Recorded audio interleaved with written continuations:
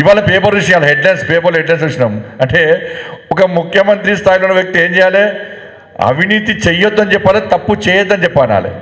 ఇలా ముఖ్యమంత్రి గారి పేపర్ స్టేట్మెంట్ చూసినాక మేధావి వర్గం అంతా కూడా అబ్బా కరెక్ట్, లాస్ట్ ముఖ్యమంత్రి ఒప్పుకున్నారా ఇది అవినీతి ప్రభుత్వం అని చెప్పి ఇక వారు వన్ సైడ్ లెక్కనే మనకు ఓటేయడం సిద్ధంగా ఉన్నారు. సాక్షాత్తు ముఖ్యమంత్రి నేను ఒక్క తప్పు ఏమంటే ఐఏఎస్ ఆఫీసర్లు 4 తప్పులు చేస్తారట. అంటే ముఖ్యమంత్రి తప్పు ఏమని చెప్పినట్టే కదా. నేను ఒక్క తప్పు ఏమంటే నా చేయరా? మరి నువ్వు ఒక్కడేమంటే నేను ఒక్కడికి తప్పు చేస్తారు. వాళ్ళ కోసం వాళ్ళు తప్పులు చేసుకోదాలు చేసినాక ఏమైంది? ఇవాళ నువ్వు ముఖ్యమంత్రికి అట్లా ఉన్నది కాబట్టి ఇవాళ మీ మంత్రులు ఏం చేసారు? ఓపెన్గా సకుటుంబ సమేతంగా దుకాణాలు తెరిచారు. ఇక 15% కమిషన్ తీసుకుంటున్నారు. ఇలా బిల్లు పేమెంట్స్ జరుగుతున్నాయి. పూర్తిగా మంత్రులంతా చాలామంది మంత్రులు అవినీతికి తిరగలేపారు ఇవాళ.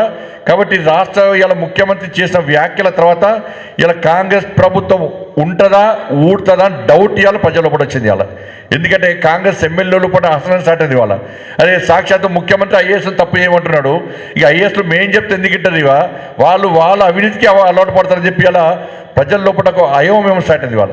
కానీ ఎవ్వరు ఒకటైనా కాంగ్రెస్ పార్టీ